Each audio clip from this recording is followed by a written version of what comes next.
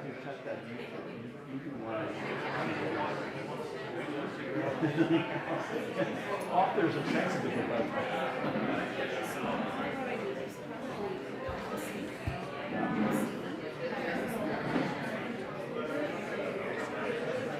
Yeah. I mean, you know, but, yeah.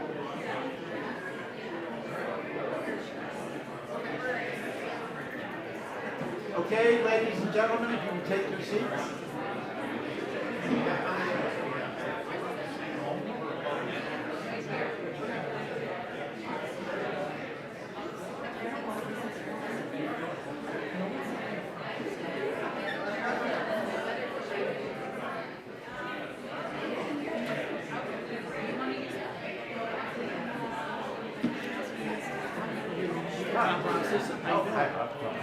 Nice to meet you. She worked with you to be a kind of colleague in arms on it. One or two. Gently, though. Dorothy is 92. She's 98. That she just told me. She's got ambitions. I can check. It's Really, okay. that's amazing.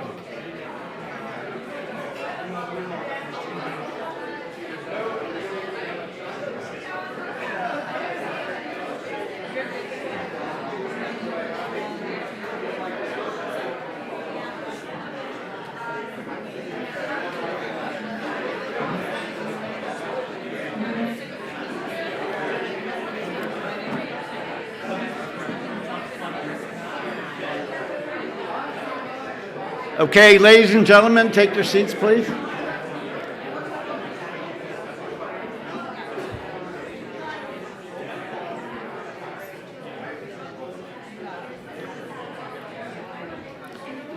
So, ladies and gentlemen, we're beginning our second panel, and I'd like to introduce Sula Kornopoulos, who is the moderator, and I should tell you that Sula is the president of Aqua Action, a member of FLOW, and in particular, I had her speak at our inaugural Massey conference in January this year in the future of Canadian foreign policy, and she spoke about water as a national security issue, and she was so persuasive, we now have a conference on it.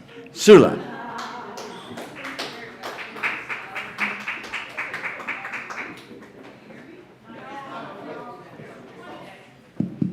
Now? Okay.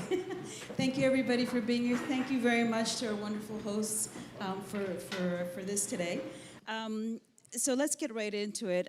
We've been talking about water security today, and there could not be a better time for us to look at the crisis from the lens of our cross-border collaboration. Just a little bit about us. Aqua Action was founded by the Fondation de Gaspé-Beaubien in 2015. We solve water with innovation. And water security, the beauty about water security is that all of us can solve water in our own way, in our own circle. Whether it's through education, whether it's through conservation, or whatever it is, we can all see ourselves in water security. And so it's a big umbrella, and we all belong here. And we all belong here because what is water security? It's at the foundation of our food security, our energy security, our infrastructure security. I was yesterday with the Great Lakes in New York launching their economic transformation platform. And they talked about 500 million people going around the Great Lakes, right? They want to attract a lot of industries. And at the core of that is like, wait a second, you can attract 500 million people, but are you going to be able to provide water to them? And so there's a lot of discussions with the Great Lakes. How do we promote that and how do we go further? So this is a very, very timely discussion. And we cannot forget the human element here. The IJC has done a lot of wonderful work across our borders. We share about 150 lakes and rivers. So it's not that we can shut down at the border and say, hey, we're just going to protect our water. We need to be talking. So we have offices in Montreal and in Detroit. And what I can tell you is that it is the most nonpartisan issue ever, water. And so I'm happy to be here today with our wonderful panel. And I want to get right into it because that was a hard act to follow with the previous panel. Thank you, Oliver, for setting the stage. But I think that what we'll try to do is go right into the questions as soon as we can and allow you to ask as many questions because we have an incredible panel here today. So let's dive in. First of all, I'd like you to join me in welcoming U.S. Consul General Baxter Hunt from Toronto. Throughout his diplomatic career, he has championed cross-border collaboration in trade, security, and sustainability, and really strengthening the U.S.-Canada relations in vital ways. Welcome, C.G. Hunt. I'd also like to welcome Rob Sisson, who we're joined. He's the former IJC Commissioner, U.S. Commissioner of the International Joint Commission, whose leadership has advanced Great Lakes protection and really deepened environmental cooperation between our two nations. I'd also like to bring in Leah Taylor-Roy. So she is a member of parliament for Aurora Oak Ridges Richmond Hill. With global experience at the UN and the World Bank, she now champions sustainability, resilience, and women's leadership here at home. And finally, my good friend, Meryl Ann Fair, who is now the current commissioner on the Canadian side of the IJC. And she's a leading voice on water governance and Indigenous rights. She works tirelessly to ensure collaboration and sustainability and guide our shared water future. So welcome to everybody, and join me in thanking them for being here. Thank you, everybody, for being here. So let's dive right into it. Oh, sorry, shouldn't lose my notes. I would like to give our wonderful panel just a little time to give us an intro, and then let's jump into the questions because I'm sure you're all going to have a lot of questions for them too. So I will begin with C.G. Hunt. Tell us a little bit about yourself, C.G. Hunt, and everything you're doing and all the wonderful work. Well, thanks, Sula. It is a real honor to be here. I've already learned a lot from the panel this morning, and so it's great to get some more exposure to these issues.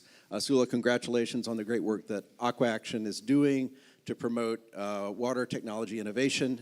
Really admire the work of that group, so good to get to know you. I want to thank Massey College and Flo for organizing this event. Really very timely and very good to bring together all these experts around the room. I am not a water expert or an environmental expert, but I do feel like I have some roots in this area because both of my parents grew up on farms in the United States where people were very focused on water, and my mother at 88 years old still every day talks about rain and whether we've had enough rain and what's going to happen to the crops. So there's that piece. My grandfather was a soil conservation agent working for the U.S. Department of Agriculture. He was really ahead of his time in terms of thinking about environmental issues. He had solar panels on his roof before anybody else, for miles around. So we always thought that he was just a really cheap man, but he really instilled in us a very conservation-minded approach to things. So I do have that background.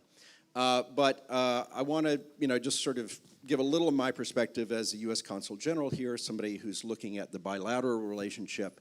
For over 115 years, it's remarkable the cooperation that U.S. and Canada have enjoyed on managing the lakes and rivers that sort of flow across our shared border and that have such an important impact on our environment and on our economy. We have, of course, the world's longest border, and 40% of that border is water. And I think that speaks to how vital this is for both of our countries. In my time here in Ontario, I've been able to visit a lot of border communities, from Kingston in the east to Niagara, Windsor, Sarnia, Sault Ste. Marie, Thunder Bay, not on the border, but on the lakes and sort of near the Minnesota border.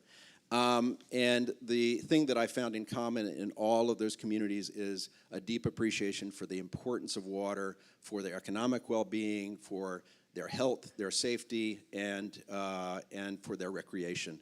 So it is something that really brings us together as two countries. This summer I was able to travel around Michigan some, was struck by some of the similarities with Ontario in terms of the ecosystem, in terms of water everywhere, being bordered on 3 sides by the Great Lakes. So that's another thing that we have in common is sort of that water culture. 8 of the U.S. states border on the Great Lakes. Was just looking at some statistics on the amount of economic impact of those lakes in the St. Lawrence Seaway. 135 million tons of cargo passes through there every year. So hugely important for those U.S. states as well as for the provinces of Ontario, Quebec, and beyond. I also had the pleasure this spring of going to St. Catharines, where the Welland Canal was open for the season. Some of you may know that this is the connection between Lake Erie and Lake Ontario, and that canal, along with the other locks around the region, facilitates the flow of vessels between the Great Lakes, the St. Lawrence Seaway, and the Atlantic Ocean. So again, very important to the economy of the region. Then I also, was able to learn a little bit about the International Joint Commission through my visit to Windsor, where I met with the folks at the Great Lakes Regional Office and was really struck by how well they work with communities, with folks at all levels, to really try to protect our freshwater resources. It's a great example of one of the success stories, I think, in our bilateral relationship, and these folks will be able to speak to it in much greater detail. But the IJC, along with the Great Lakes Fishery Commission, have done such great work at addressing any challenges that come up in the relationship and seeing opportunities for us to work together more closely. And I think that they are rightly called the gold standard internationally for how 2 countries can work together to address these issues. So I know we want to get into the questions quickly, but I would just say that the work that we're doing together, not only at the federal level, but provinces and states, municipalities, Indigenous governments, has made such a difference as we try to address challenges on invasive species and water pollution and flooding. And again, I think we have a very good thing going between our 2 countries. Of course, there are challenges, there always will be, and things that we need to focus on to deal with making our water as safe and as clean as possible. But I think we have great institutions in place to do that. And again, I'm just really glad to be here with all of these experts, our IJC commissioners past and present. So again, happy to be here and look forward to the discussion. Thank you so much, C.G. Hunt. That was wonderful. Appreciate that. So with that wonderful perspective on collaboration, why don't we go to MP Leah Taylor-Roy. And MP Roy, please give us your perspective on water security and what it means for our 2 countries. Oh, you can speak right into it. Okay, it's on. I'm looking for the button. Where's the button? Anyway, thank you very much. And I do have to make a correction. I'm actually able to be here today because I am a former MP. So I am no longer a member of Parliament, but I am still very pleased to be here. And and when I was serving in Parliament, I served on 2 committees where water is critical, both environment and agriculture. But when I think about all the committees in Parliament, I'm hard-pressed to think of one where water is not an essential component, because almost everything we do involves water. But I would like to thank Massey College. I'd like to thank yourself as well for hosting this today. It really is an important topic, and my perspective is simply one of a legislator, of a politician, although I never like to call myself that, but someone who saw how these issues were dealt with in Parliament and in committee, and the challenges we faced there in trying to move forward on some of the actions we did take. During my time there, well, and I have to say as well that as a former MP, what I'm saying today does not represent the position of our government, of any party. They're my gatherings of knowledge over the time I spent there and my opinions on these things. In fact, when I was in Parliament, I usually didn't represent the party either, so it probably isn't that much different. But I would say that You know, both the Environment Committee and the Agriculture Committee, and people used to ask me why I was on the Agriculture Committee, but this is something we share because my family are farmers as well. I have a Dutch background, and all of that side of the family were farmers, and I worked on a farm in the Hollow Marsh. I live right now in the watershed area of Lake Simcoe, and have always been aware of the needs of farmers. So agriculture was really a good place to be. And although we didn't discuss water security specifically, it came up in a number of the different things that we discussed, having to do, of course, with irrigation, drought, water management, the trade-offs between hydropower and dams and irrigation and things like that. But it was really more in the Environment Committee where we had a study for over, it spanned almost a year, and probably many of you in this room may have come and presented to the committee. We had hundreds of people, of briefs. We had over 50 people come. We had many meetings on this issue. And really, it is so broadly, it touches on so many things, I guess is what I want to say. It's not easy to talk about one aspect of it. A lot of it is the trade-offs. And I have to say right now, with our improvements, which I think are being made with having the Canada Water Agency, I think we're moving in the right direction. You know, in the earlier panel, a couple people spoke about the need for collaboration. And I think it was Charmaine who talked about that role of people, you know, just coordinating and talking and making sure that they were coming together. And the Canada Water Agency is going to play that role. We started on the revision of Canada Water Act. We did revisions to the Canada Environmental Protection Act, which also has some impact on water as well. So we have done a lot of work on this, but I would agree with the earlier panel that what is really needed is the political will. And luckily, with water, it is something that spans parties. It is something that spans countries. This is an issue that everyone is concerned about from some perspective. We know climate change is happening. We may not agree on the causes of climate change all the time, but we see it happening, and we see the imperative to do something about it. You know, we know that if we don't make this a priority now, like the economic situation, the trade situation is for Canada, that we are going to be dealing with even more impactful consequences down the road. As a number of witnesses that came to the committee said, water is life, and it's all of our lives that are at stake here. There are so many implications, and so I'm very glad that we're having these conversations, that our countries are cooperating and working together, and I will turn it over to one of the experts from the IJC. Thank you so much for that. You're absolutely right. This is wonderful, and thank you for all the work you've done on the committees and for bumping your party. Anyway, just kidding. I would like to now go actually to Rob Sisson. He is the former commissioner of the IJC, and really, I think, a big water supporter, water expert, has done a lot of good in water. So would love to hear from you, Rob, your thoughts on this. Thanks, Sula. I echo everyone's comments thus far, thanking you and Massey College for hosting this. I think public servants often develop a little bit of a big head, and they take these events for granted. I can tell you now, as a former public servant, they shouldn't be taken for granted, and it's a real honor and privilege to be here and to be invited to speak here, so thank you.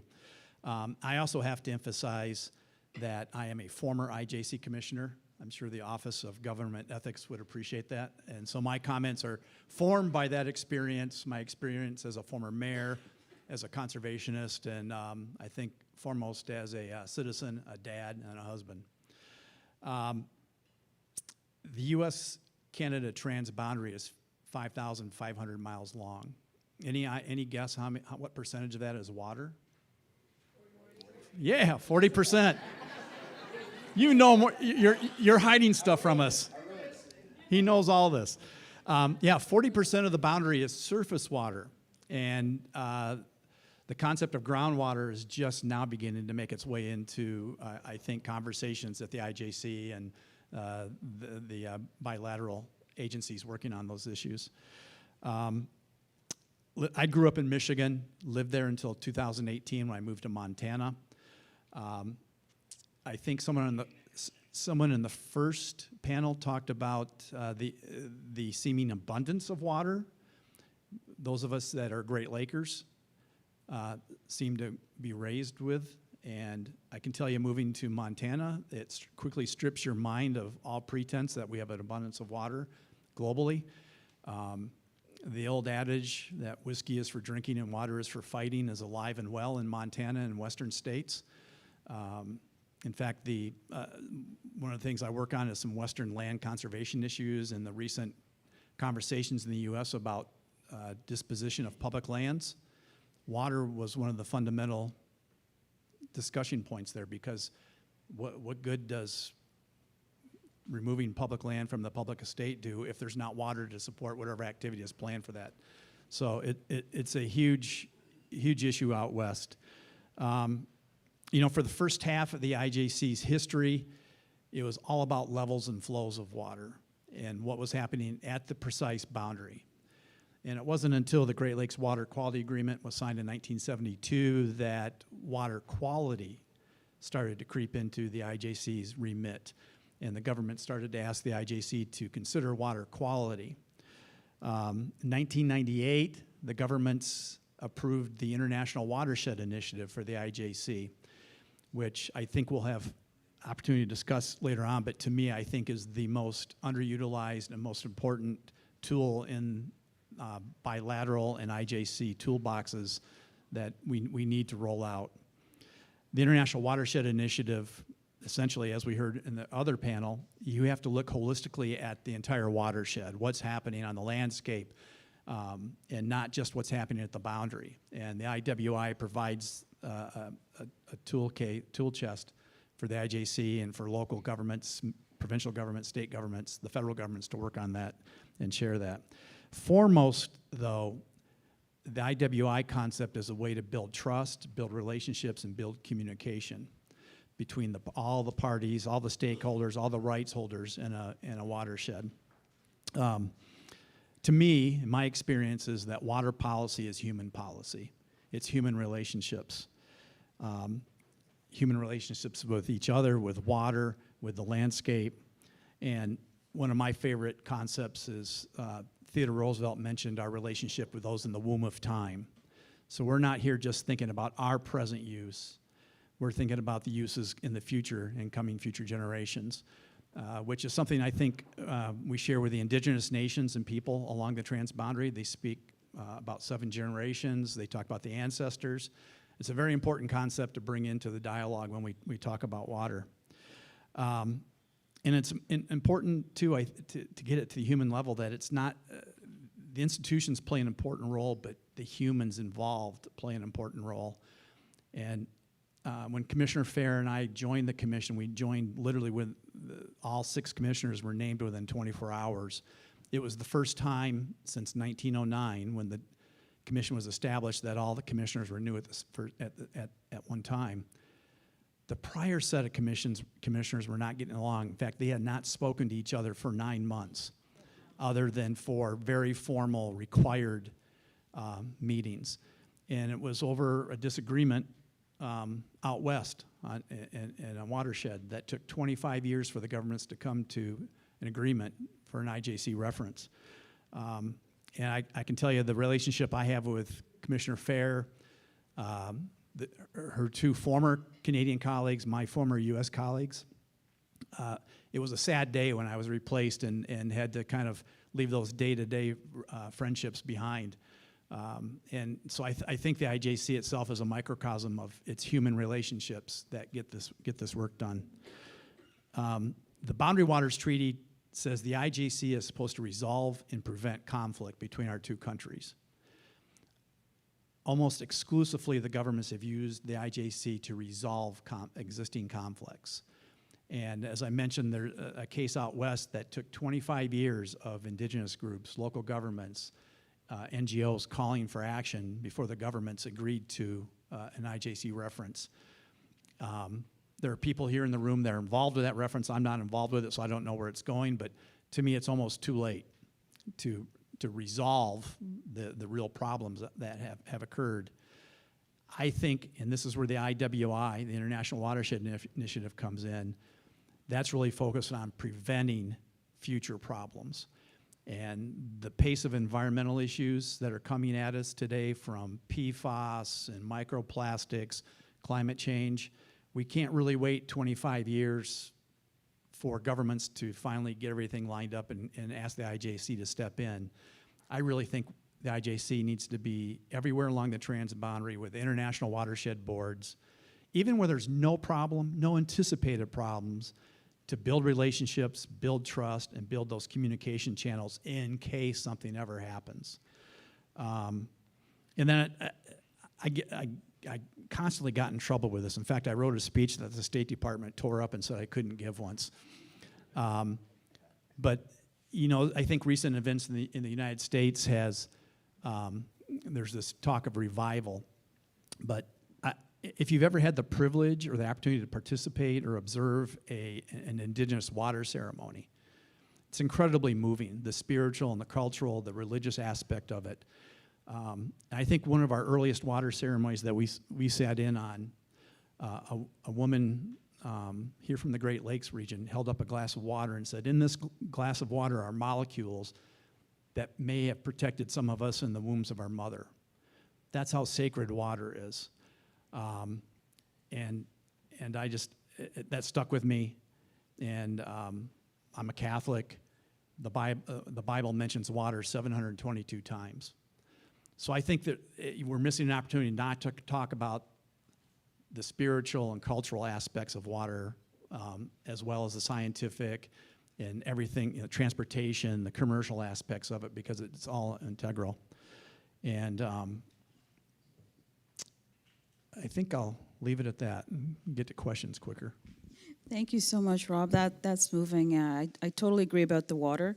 I mean, we talk about surface, ground, and atmospheric water, but we forget womb water. And my good friend Meredith Brown from Cangio talks about that all the time. So thank you for that. And with that, I'd like to introduce my colleague. I'm a proud member of Flow, and we're both on Flow, and she's very humble. She's probably not going to tell you the wonderful things she's done, but I hope I will, because she's been a negotiator, she's been a friend, she's been an advocate, and now she heads up the IJC. So I'm very proud to introduce Marilyn and Commissioner Fair, and would love for you to hear from you. Sure. So you're going to watch Sula go from multi-talented as she is, from moderator to microphone stand. Just like that. Go back and forth. Thank you for helping me with this, Sula. So I want to step back and up a little bit and talk about different ways we might interpret water security, because I think there's a Canadian way of looking at it and maybe an American way of looking at it. And I actually think there's an opportunity in both of our interests to come a little closer to the middle. And it's just food for thought. I'm not saying that these definitely aren't IJC views. They're my musings at this particular moment. But just a quick history of the U.S., about 25 years ago on this issue, 25 years ago, the way they treated water issues were very similar to us, and it's mostly like a humanitarian thing, water quality for people, and an environmental thing for the environment. And then around 2012, there was a security committee that said, actually, water is a national security interest. There's threats that happen because of stability causes unrest, migrations. It's actually a national security interest. We have assets all around the world that are affected by water instability, and so we now are going to elevate this up into a national security framing. They developed a global water strategy in 2017, and then an action plan in 2022 that really tied it, mainstreamed it. The action plan took it from being like a foreign policy security thing to a mainstream thing across all of their departments. It's now something that you have to, it's explicitly tied to climate resilience, critical infrastructure, and global stability. So, and they require interagency coordination by virtue of that strategy. Lately, the last couple of years, they've added cybersecurity into this because of how many times there have been cybersecurity attacks, even directly on water infrastructure.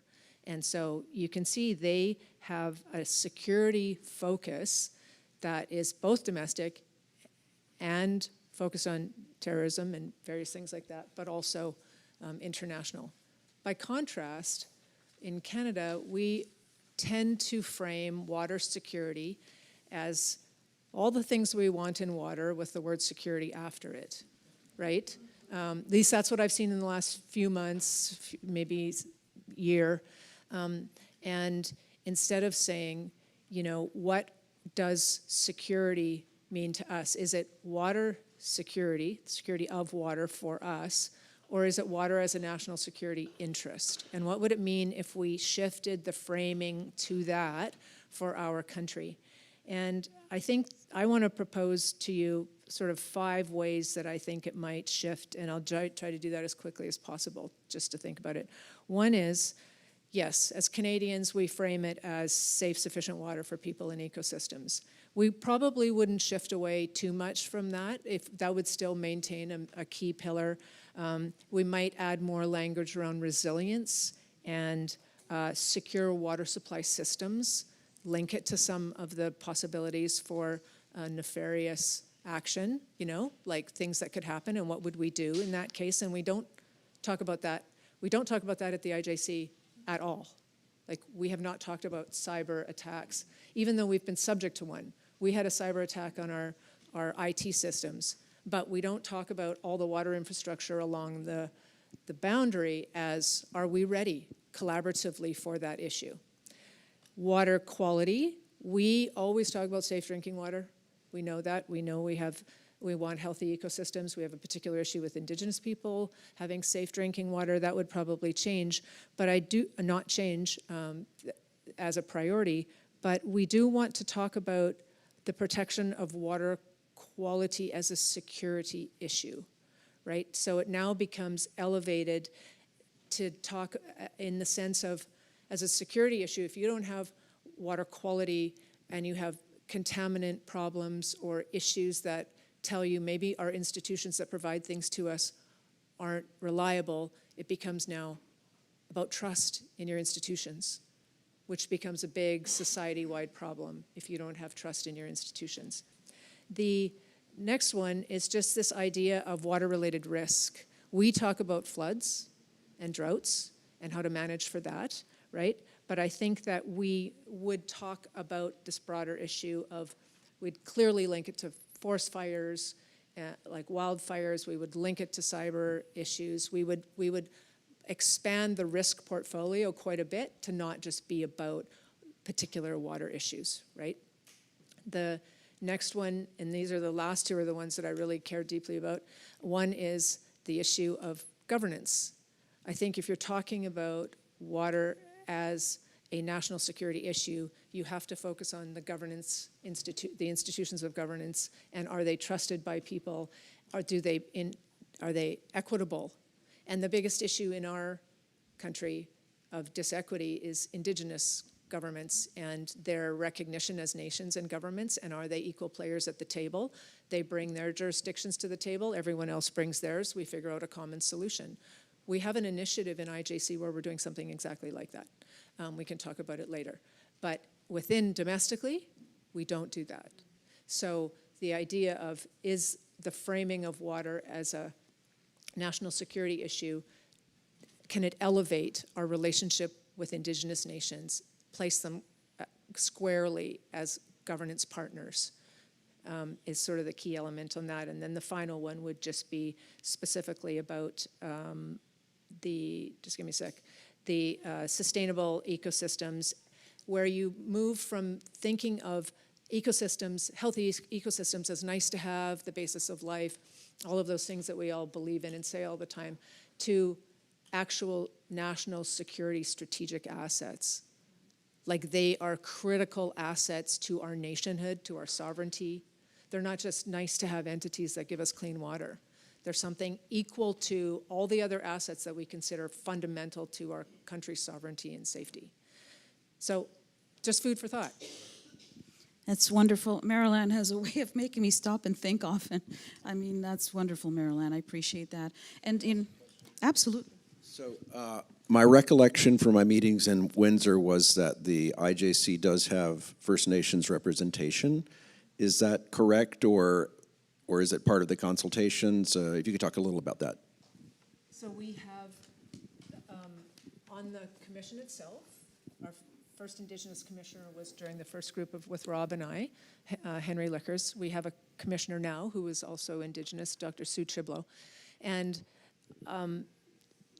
you then move down into our boards. And yes, we have issued a direction, in essence, to the boards to say we need equitable and fulsome partnerships with Indigenous nations in the work you do. We want people on the boards, move towards that, and they're all in the process of moving towards Indigenous participation in the boards, absolutely. In our most recent reference, we have one of the most amazing, first in Canada, probably first in the world, I would think, scenarios where the government of Canada, the government of the United States, the government of BC, also Montana and Idaho, along with 6 Indigenous nations, 6 Indigenous governments of the Tanaha Nation, are sitting around a table called a collaborative governance table. They have called it that. They have recognized all 18 players as governments, and they are working towards reducing pollution, reducing the impacts of pollution in the Elk Kootenay watershed in southeastern BC, which is impacted by mining selenium. And so right then you can see that one example elevates this from engagement or consultation in our process to a collaboratively defined process that they are all building. We're helping them, but they're building it, and it's the place where they're having that. It's a governance conversation. Yeah. Thank you for that. You can hold on. So yes, this is wonderful, and in fact, what is happening, and we talk a little bit about water strategy as a national security, but just yesterday the Globe and Mail had an article about how anything we can do that can be considered dual use, right? And I know Mark is here. We talk about dual use technologies a lot, but beyond dual use just technologies, anything that can be considered used for military and civilians, there's an opportunity for us here to actually bring water into perspective and put all of those spotlights on it from that perspective. And given that we have NATO commitments that we have to meet, this could also be an opportunity for Canada. So I would maybe turn this and ask a question of you, Rob, next here. We talked about the International Joint Commission that's over 100 years old, and from your experience, what parts of that model work, and where is it failing to keep up with today's crisis, and what can we do? Yeah, thanks, Sula. I probably partially answered that in my introductory comments, but the Commission has worked extremely well, again, in building those relationships, bringing science and objective fact-finding into our co-management of transboundary waters. I think there's a misconception, and commissioners run into this all the time out along the transboundary when we're out in the field, or when I was out in the field. There's a misconception that the IJC has powers it doesn't have. It only has powers that the two governments tells them. And for every reference, the reference says, here's what your duty is to do in this watershed. And again, I'd come back to there are a lot of areas along the transboundary where there is no IJC presence at the time. And I think that's the greatest failure right now, because we're missing an opportunity to build relationships, build trust, and build these communication channels that in the event that a problem does come up, it can be addressed much quicker, much easier, and with a much greater trust than parachuting in afterwards.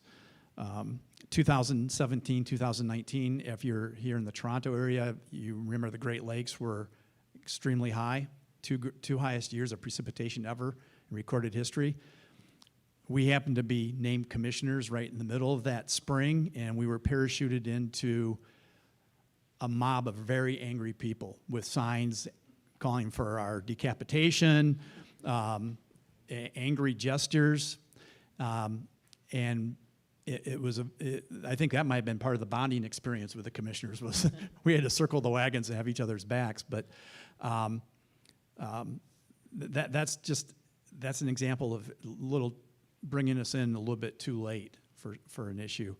The Elk River, Elk Kootenai issue, I think that if there had been a transboundary watershed board there 20, 30, 40 years ago, this process would not be occurring today, and there probably would have been some solutions. Both of our countries have a huge appetite right now for critical minerals. We're collaborating, and the Consul General probably can speak to that much better than I can. But coming with that exploration and search for critical minerals that are going to power AI, power national security, power our cell phones, comes some risks. And the IJC has been involved in fact-finding in Southeast Alaska and British Columbia, where there's a lot of exploration going on right now. But it's all in the headwaters of some of the greatest wild salmon rivers in the world. It makes sense to me to have IJC boards there right now, just again to build those relationships in case there is a problem, and to work on best practices across all those industries and all those communities up there. Yeah, that's a wonderful segue, Rob, and I will go to C.G. Hunt for this one. Building on what Rob said, water disputes often get overshadowed by trade, energy, and security negotiations. From your vantage point, is water moving up in the diplomatic agenda, or is it still a secondary issue? So I would say that water is moving up on everyone's agenda, diplomat or otherwise. I think that there is a growing appreciation for the importance of this natural resource. I think just in my lifetime, I have seen the public awareness grow so much. I think back to 1950s, 1960s. Farm runoff was something that people weren't treating seriously. Nuclear waste was being dumped in our oceans. There are things that people just didn't have an awareness of in terms of what do we need to do to protect our waters. And I think that there has been so much more attention to that in the decades since then. So I think that there is a growing appreciation that, of course, economic interests, trade, security, those are always important, but water is vital. And we have to protect our water sources, and it is something that can't be done by just one nation. It is something that has to be done multinationally, and in the case of North America, between the U.S. and Canada. So I think that, there's other issues, always important, but I think that there is a growing appreciation for the importance and the vulnerability of our water resources. So I do believe that is improving. Something we have to keep working at. The public awareness. I was glad that there was a question earlier about media, because I think that is a really important part of bringing awareness to everybody about risks. And as we have economic development, good point about the critical minerals, as we sort of move forward with artificial intelligence, the resources that are needed to fuel that are tremendous. And so that puts a strain on things like water as well. And it's things that we have to pay attention to. How do we strike the balance between that economic development and protecting our water resources? So, but I do, I tend to be optimistic. I think that we are improving in our public awareness, at least here in North America. I can't speak to how that looks internationally, but I think here in North America there is much greater public awareness and appreciation for this than we had, a few decades back. Oh, we're very glad about that. Go ahead. Yeah, I just wanted to add something to that. I'm encouraged by your take on it, and I would agree to an extent, but I don't think it's happening quickly enough, and that it's seen as the crisis it really is. My feeling is that looking at what's happening right now in North America and globally, other issues are really taking precedence, and although the awareness is there to an extent, it has to increase. I think on a personal level, I think people do not realize sometimes, and especially in the water-rich areas around the Great Lakes, and you mentioned the difference between Michigan and Montana, Rob, that, we take it for granted. And when you visit other countries or other places and you see how they use water, how they conserve water, and how we waste water all the time, we're not translating it down to that kind of community level that it needs to be. Also, political will and funding. you look at the actions, not just the words. And I don't think that right now there is enough funding going into things like the Canada Water Agency to building some of these other international watershed initiatives. I think that we have to put our money where our words are, our actions are. And I think right now, I was thinking about the defense angle of this, because we do have a real push in Canada right now for defense spending and even border security. And if we can use some of that money, if we can have enough voices that say, hey, it has to also go to talk about water security, because in the end, water security is our national security, and I think it has to be of greater importance. Marilyn, you want to add? I just wanted to add one element, a thought to this. When you look at some of the maybe apathy or lack of movement on water, I think it comes down to two things. Other people mentioned the water myth and the fact that we look around and we see a lot of water and we see lots of trees and we think our environment's okay, generally speaking. And the second thing is there's a huge legal push back from the provinces and the territories who say, the minute you bring up water or environment, like that's our jurisdiction. Stay out of our business. And so if you can move it out of, I think the water security or water as a security frame can elevate it in the minds of the public and all the decision makers by saying it's not about the environment, that's part of it, but it's actually about our security. And right away then, the provinces and territories, Indigenous nations, everybody can see how we all need each other to achieve that. And security isn't infringing on my jurisdiction as a province to do what I want to do with water. It's actually a positive of achieving a security state that we don't currently have and can't do alone. And to me, that framing, I think, has a much greater chance of capturing the public's awareness and the awareness of decision makers and politicians, if you frame it that way. I agree. I agree. This is wonderful. And I have so many other questions, I'll be honest with you, but we have 30 minutes left. And I think it would be great for us to open it up to you, because we can talk all day here about different things, but we want to hear from you because we've got an incredible panel. So why don't we open it up to the questions? Anybody want to ask the first one? Oh, yes. We'll start here. I don't know if I really have a question, but I have a comment. The last 15 years of my career, my name's Cherie Ferrari, I was in the energy sector. And I hosted international water agencies to Canada for training of engineers who built hydropower dams. 60% of Canada's energy comes from renewable hydropower. We are in the top 5 countries in the world who have the most water in terms of lakes, rivers, glaciers, aquifers. And it's, again, like having our light under a bushel. It's amazing, this fantastic resource that we have. So speaking in terms of security, our energy sector needs to be secure. Our water needs to be secure.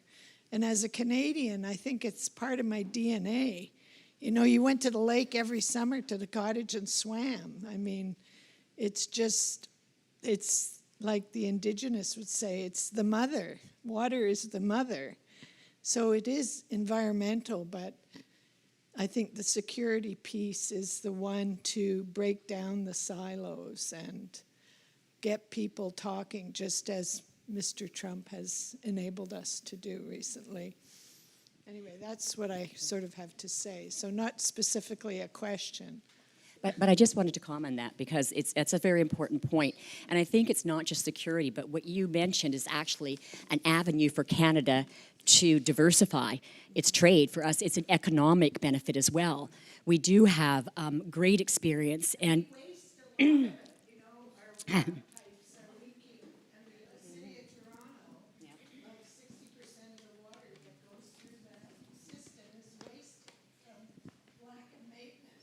That's why you need innovation.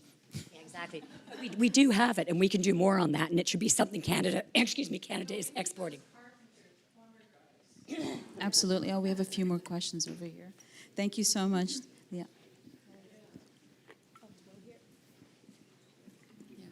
Hi, thank you so much for the presentation. My name is Sarah, and I'm a junior fellow here at Massey College, but I'm also a law student. And I had a question. I think it's specifically maybe addressed to Commissioner Fair and C.G. Hunt, but for all of the panelists, when we talk about water security, I know Commissioner Fair talked about how we can unify each other in the domestic lens, where we can tell everybody that this is the collective security of ours. But when we talk about international relations, like for example, US or the world, but specifically the US because they're neighboring, especially when we talk about international domain, the question of accountability comes into play, right? And we think about who enforces that accountability, and even if we do enforce it, is it effective? We have agreements in place, we have treaties and all of these kinds of things in place. But I wonder what happens when you cannot have like both parties cooperating together. And I know, C.G. Hunt, you talked about building relationships and trust. That's one way you do it. But I think, especially today, we're realizing that despite being good, despite putting objective factors out in place, some interests of the other parties will always dominate, right? And they'll have their own interests in mind. I think about the Arctic for now, and the climate change opening up the water passages there. Maybe that will open up trade routes, even conversations there. Like Canada claims those are international waters. They make legal claims on that. But it seems as if you, especially when you're international domain, you can only back up your claims so long as you can actually do something about it, like have resources to protect it. So I wonder, especially when we're talking about international waters, even in this realm that we're talking about here, what are some of the resources that we have, like as Canada, as a nation, to protect ourselves if we are dealing with parties that do not want to cooperate with us? And the second question, building on that, is what are some of the gaps that we have in governance that we really need to immediately address between the U.S. and Canada? A loaded question.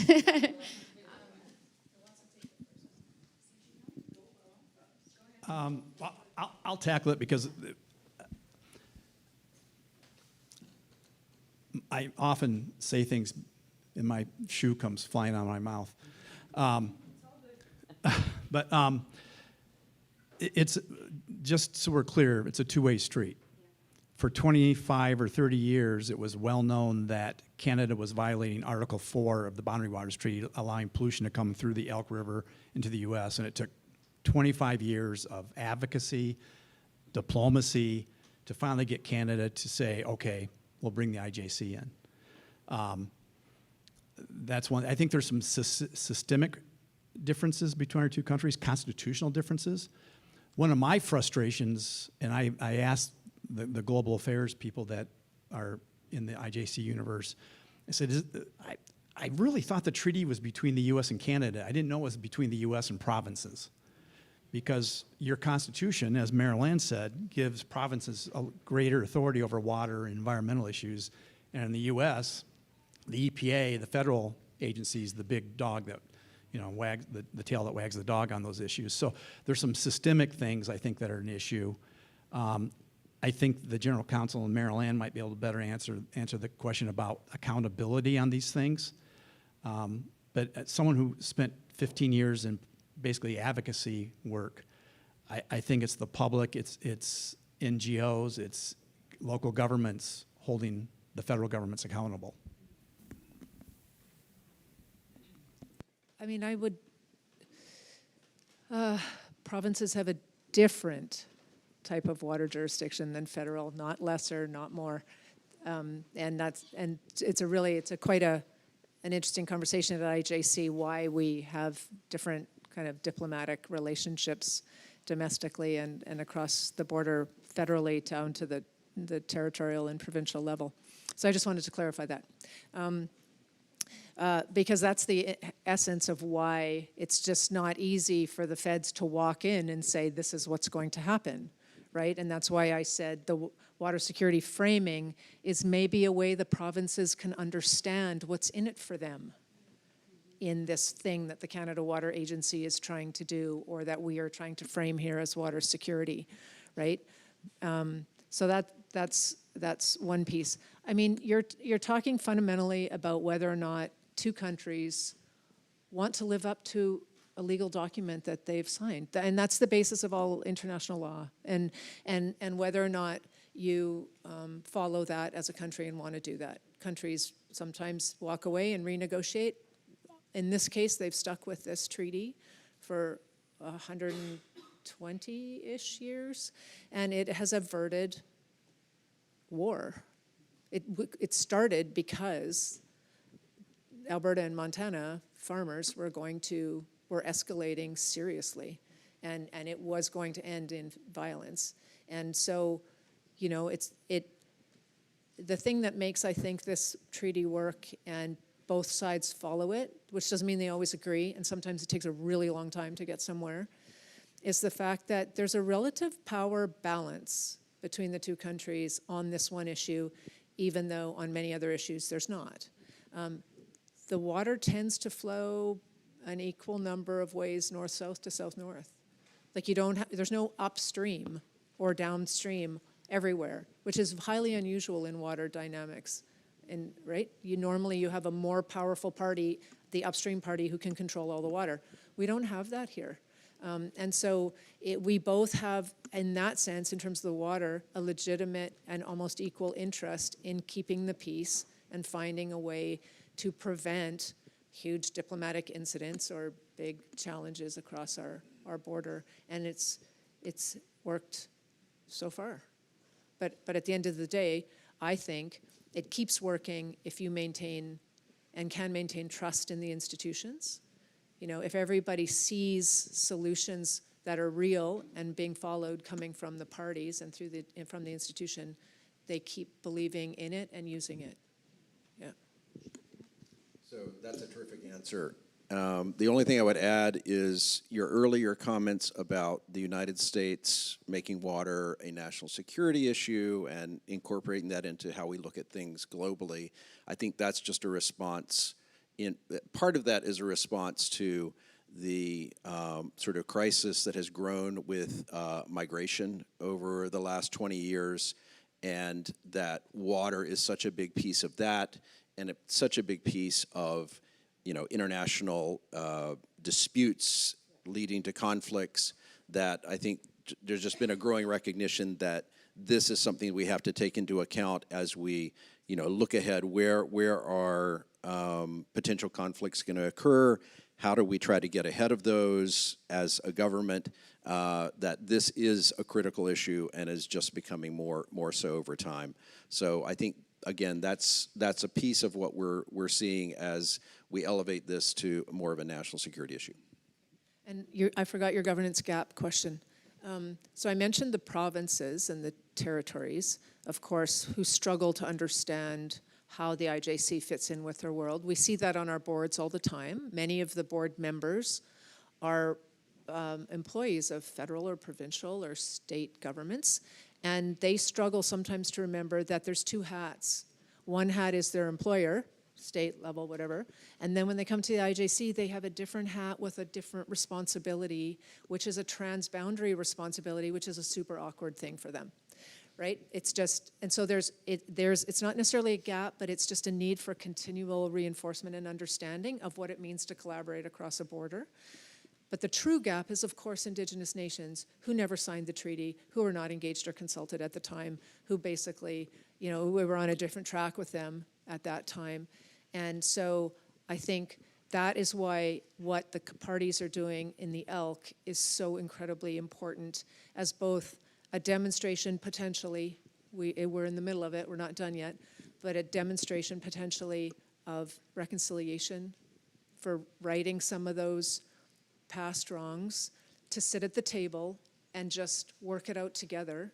It's been led and pushed very hard by the Tanaha Nation. You have to, kudos to them for relentlessly pushing this, but the parties are being brave. Canada and the US and the state and provincial governments are being very brave to say we need to solve this together, even though they're domestically may dispute do the Tanaka have water rights that have been proven in law? We don't need to talk about that. What we need to do is sit at this table and solve this problem together, and we all need to be here to do that. So that's like a seismic shift in attitude and approach.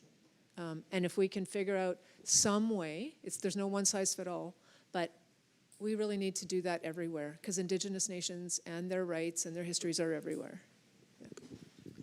Thank you. We have a lot of questions. We'll start here, and we'll go across the room. Go ahead, sir. Monty McMurtry. I could not have anticipated a better segue. I'm talking about the Grand Ethiopian Dam, which now recently has gone kinetic. This is going to affect not only Egypt, but you're talking about Uganda. It is massive, and there's people that are going to be deprived. And this could be the canary, the metaphorical canary, in terms of how do you deal with water estrangement. And it's a massive dam in Ethiopia, which is literally going to block the Nile. It's going to be used for power. It also affects Uganda. It affects the upper DRC. It affects the upper Volta. And how does one deal with that? So I use that as the metaphorical canary, except these peoples, and I say this with the utmost respect, is that they tend not to negotiate. They are going kinetic, and it just happened. That is a wonderful question. And actually, this was a question for you, C.G. Hunt. Can we learn from some of these things that are going on, and how can we prevent that from happening between our two countries? And it's an important question. I don't know that we can solve everything maybe today, but I think we can learn from it and try to figure out how we prevent it. Well, I loved Oliver's response to your question earlier today about the institutions that we have and the history that we have that goes back such a long ways of dealing with these problems in a peaceful way. I think globally, there's been much less success, and the example that you're citing is a very concerning one, and it's affecting a number of countries, and I don't know as much as you probably do about where that now stands, but that's a very complicated issue, and I don't think many countries have, the kind of binational focus on these natural resources, and particularly water, that we do here in North America. So I can't say how that's going to end up, but it is a very concerning development, and one that hopefully those countries are going to sit down and be able to discuss, but they don't have the benefit of something like the IJC to work from. Exactly. Thank you so much, C.G. Hunt, and thank you for the question. A lot of questions. Sorry, Elizabeth. Building on building institutional trust, I have observed the IJC over the past 15, 20 years really learn how to engage the public in a positive way. This example, Commissioner Fair, that you're providing is the latest in a real attempt to change. When I first came on the scene, Plan 2014, early days, it was like deer in headlights, sorry for the IJC colleagues. Like, it was a real struggle to have those community meetings, and that has been a huge shift. Is there any other kind of ways in which institutions or governance structures like the IJC can adopt and build trust with the public and other sectors?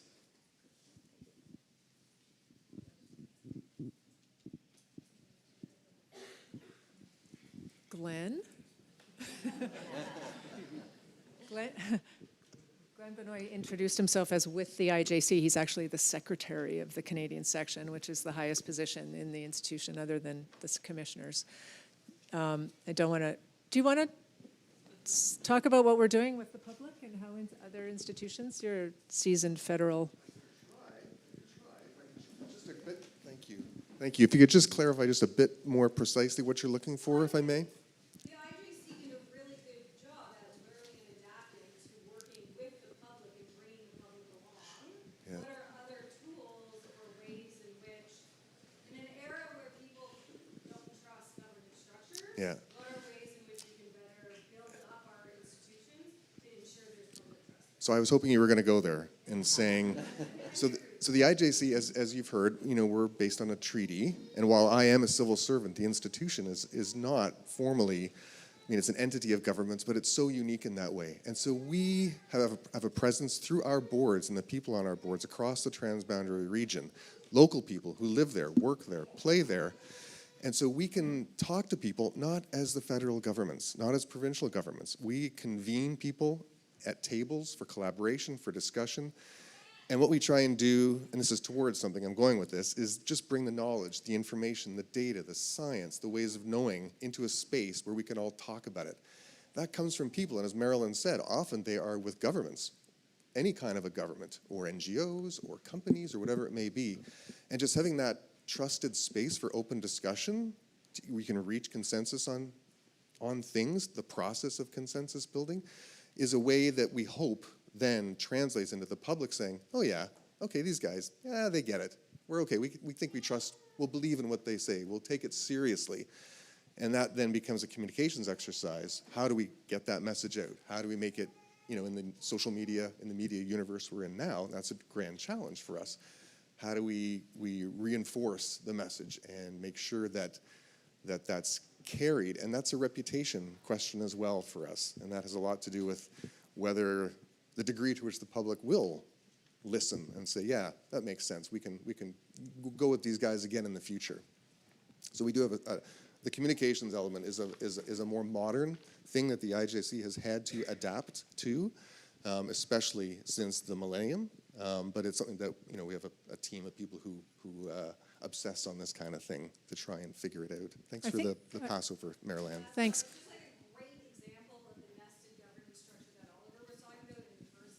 Yeah. Yeah. Yeah, I mean, we just try, sorry for putting you on the spot there, my friend. So often we try to have a not baked cake. We try to have it be a conversation. It often has a big education component because there's a lot of misunderstandings about what we do, and those can fester out of control if we don't continually go back. But it's like just as, there used to be we do a whole bunch of stuff and then we just go out and have a meeting and explain it and then walk away, and we've just front-ended a bunch of that work and turned it into a conversation. We're trying to. I just want to add that that's amazing, and I hope that the Canada Water Agency will be playing somewhat of that same role across Canada.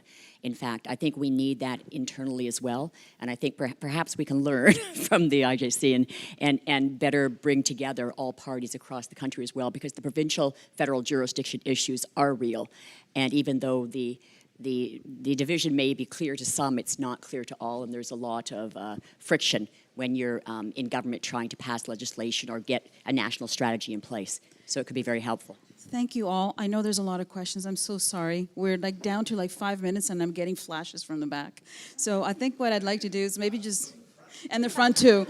I just want to wrap it up real quick. And I think what I'd like to say is that there's hope, right? What we're talking about is that we're talking and that we're all here and we've got US and Canada speaking, and that's what we should be to avoid things like what we see in Africa and other countries. So I'm just going to do a very, very fast, rapid fire, literally 5 seconds. What gives you hope? I don't have hope at all. I don't like the word. I believe in action. And so yeah. I love it. Get her done. I've spent quite a few years of my career working on U.S.-Canada issues, and so I'll just speak to that piece of it. I'm confident that we're going to be able to continue dealing with these challenges, that we're going to be able to work together to overcome some of the difficulties in our relationship, and that I've again worked for 7 different presidents in the course of my career, Republicans, Democrats, and one of the things that has sort of been a steady area that we've worked well on is water.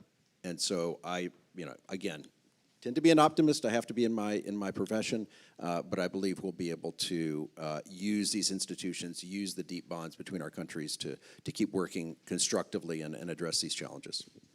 Thank you so much. Thank you so much, C.G. Hunt. Go ahead. Yeah, I do have hope, and I think hope through action as well. I agree with what you said, but I believe that the political will is there. I believe that there are people on the ground, the younger generations, older generations. There is enough awareness and enough energy that we can mobilize and we can make this more of an issue. I think we need to take action. I think the comment that was made earlier, I was talking earlier to Erica, Bruce, that the need for more awareness, communication, social media, press, everything. We have to make this an issue where people think of it as much as they think of their jobs. And that's a real challenge. But I have hope. I do want to say one thing, because I also think that the willingness to confront difficult situations without fear of political fallout is very important for leaders. And the UN National Assembly has just been happening. I want to mention a speech that was made by the president of Slovenia. If people didn't get a chance to listen to it, I don't agree with everything she said, but her willingness to step out and be brave and to say things that needed to be said was amazing. So her name is Natasja Piramusar, and I would just say we need more voices like that are willing to just step out and say things regardless of the fallout. Bravery. Bring it home for us, former Commissioner. I have a lot of hope as well. I'm the perfect eternal optimist. One thing, Merrill Ann's involved, which gives me all sorts of hope and optimism. But I, kind of addressing the elephant in the room, and actually in the cab on the way over here, the cabbie hit me up on this. The chairman of the White House Environmental Advisory Task Force is an acquaintance of mine. I talk to him every couple of weeks. He has known President Trump since the 70s and has worked with him and advising him on environmental matters, primarily regarding the golf courses. It's a great, there's a wonderful story. I won't do it right now. No, but what he's telling me gives me great optimism about what we can expect from the administration over the next couple of years. I know Mark Fisher was there. Both Parliament and Congress have a Great Lakes Day. And in March of 2024, Great Lakes Day, which was 2-3 months before I left the commission, I had the opportunity to meet with J.D. Vance, who was a senator at the time. And Senator Vance told me, when I'm done with my public service career, I want to be remembered as one of the great champions of the Great Lakes. So that gives me optimism. I'll just leave it there. Thank you all. Thank you very much for this incredible panel. And thank you, everybody, for your great questions. Massey and Tom, thank you for everything. So wishing you all a great lunch. Ladies and gentlemen, we are going to break for lunch, and then we're going to come back and hear our keynoter. We have arranged with the University of Toronto bookstore. John's book, Fire Weather, is a brilliant book. I recommend it to everybody totally. And the book is being sold outside of this room, lunch, and then back to hear John. Thank you all very much. This is the book.